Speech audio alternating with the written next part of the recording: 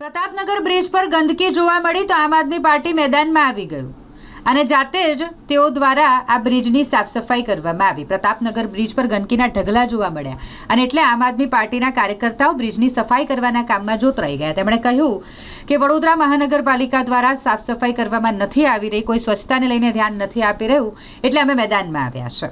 વડોદરા શહેર સ્વચ્છતાને લઈને જ્યારે પાછળ જઈ રહ્યું હોય તેવામાં સ્વચ્છતા शहर में खूब जरूरी थी गई है। ठेर ठेर जयरे गंदकीना ढगला जोवा मळता होय त्यारे प्रतापनगर ब्रिज पर पण कचराना ढगला देखाता आम आदमी पार्टी मैदान में उतर्યું, रस्ता पर आव्યું અને તેઓ द्वारा आम आदमी पार्टीना प्रमुख सहितना जे कार्यकर्ताओ छे तेओ पहोंची गया प्रतापनगर ब्रिज खाते અને रस्ता परनी गंदकी साफ करी छे।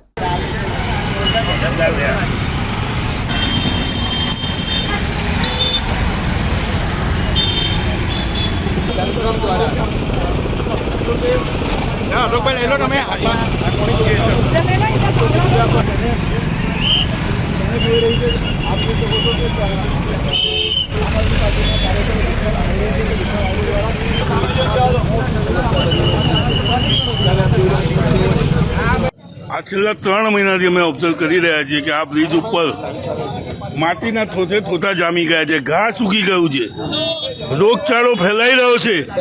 આવા વરસાદના સમયમાં તંત્ર કોઈ પણ જાતનું કામ નથી કરી રહ્યું। આપની સામે છે કે આ પુલની હાલત, આની આજુબાજુની હાલત એટલી ખરાબ સ્થિતિમાં છે કે પાણી ભરાયા પછી અહીંયા રોગચાળો ફેલાય।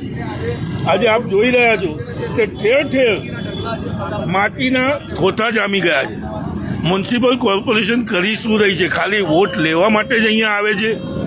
આ જનતાને જે ત્રાસ આપી રહી છે ભારતીય જનતા પાર્ટી, એ ત્રાસથી લોકોને રોગચાળો ન ફેલાય, ત્રાસથી મુક્ત થઈએ તેના કારણે આજે અમે પોતે અહીંયા આવી અને સાફ સફાઈ કરી રહ્યા છીએ કે હવે આ અંધભક્તોની આંખો ખુલે અને લોકો જોવે કે આપણે ટેક્સ ભરીએ છીએ, વેરો ભરીએ છીએ, કેમ ભરીએ છીએ? કારણ કે આપણને સાફ સફાઈ મળે, ચોખ્ખા રસ્તા મળે, ગટર પાણી મળે।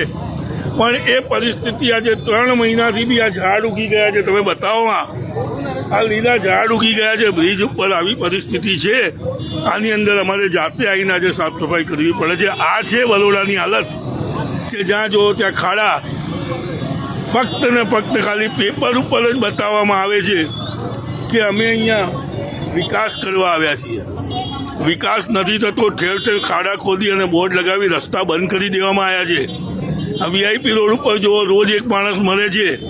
આ પરિસ્થિતિની અંદર જો વીએમસી કામ ન કરી શકતું હોય તો વીએમસીએ પોતે જ રાજીનામું આપી અને ત્યાંથી હટી જવું જોઈએ। મેયર પદની કોઈ જરૂર જ નથી। આમ આદમી પાર્ટી જાતે આ બધું કરી લેશે। જે બિલકુલ ઘોર નિંદ્રામાં છે, વીએમસીના સાહેબો સુવા માટે પૈસા લે છે એવું લાગી રહ્યું છે અને ઘોર નિંદ્રા એમની ખુલે અને આ સાફ સફાઈ ધ્યાન આપે એના માટે અમે હાથ ઉપર લીધું છે। અત્યારે આમ આદમી પાર્ટી તરફથી અમે સાફ સફાઈનું અભિયાન સ્ટાર્ટ કર્યું છે। આજથી આ અભિયાન શરૂઆત થઈ છે, અન્ય જગ્યાઓ પર જઈને આ તમામ જગ્યા પર સાફ સફાઈ કરવા? બિલકુલ બિલકુલ, જ્યાં સુધી વીએમસીનો આંખો નહીં ખુલે, એમની ઘોર નિંદ્રા નહીં ખુલે, ત્યાં સુધી અમે આ કામ કરીશું। બિલકુલ, આપ જુઓ કે આમ આદમી પાર્ટી દ્વારા તમામ જગ્યા ઉપર જઈને આ આંદોલન કરવામાં આવશે। ત્યારે રિયાઝભાઈ શું કહેશો, કેમ ગાંધીગીરી કરવી પડે? આજે અમારે એટલા માટે અહીં આવવું પડ્યું કે તમે પોતે આ બ્રિજ પર જોઈ શકો છો। છેલ્લા 3 મહિનાથી અમે લોકો ચોમાસામાં, વરસાદ પછી પણ સતત 3 મહિનાથી અમે લોકો અહીંયા આ સ્થિતિ જોઈ રહ્યા છે। આજે ઝાડના ફૂલ, આપણે પુલના છેડા ઉપર ઘાસો ઉગી નીકળી છે, છોડ ઉગી નીકળ્યા છે। તો આ શું તંત્રની તંત્રની બેદરકારી નથી? તંત્ર ફક્ત ને ફક્ત પૈસા ઉઘરાવવામાં, હપ્તા ઉઘરાવવામાં જ પડી છે। સફાઈ કર્મચારીઓને કાયમી કરવામાં નથી આવતા। આઉટસોર્સિંગથી કામ થાય છે અને આઉટસોર્સિંગવાળા લેભાગું કામ કરીને એમના પૈસા અમલદારો, એમના ઓફિસરોને કોન્ટ્રાક્ટરો ખાઈ જાય છે અને પબ્લિકના માથે આ બધું કામ સોંપી દેવામાં આવે છે। આજે આમ આદમી પાર્ટીને આ બતાવીને તંત્રનો કાન ખંખેરવાની કોશિશ કરી રહ્યા છે કે ભાઈ તમે નહીં કરો તો અમે પણ કરીશું।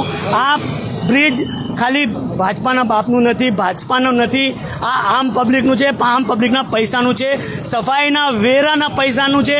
આ તમે લોકો એમના પૈસાના ખાલી તાગડધીના તમે ઉત્સવો મનાવવામાં એમાં તમે તાગડધીના કરો, ત્યાં સાફ સફાઈ માટે તમારી તેના તો લાગી જાય છે. પણ અહીંયા જ્યારે આ બધું તમે જોઈ રહ્યા છો ત્યારે ખરેખર અમે વડોદરા માટે અમારું લોહી ઉકળી ઉઠે છે કે તમે આ વડોદરાને કઈ હાલતમાં કરીને મૂકી દીધી છે.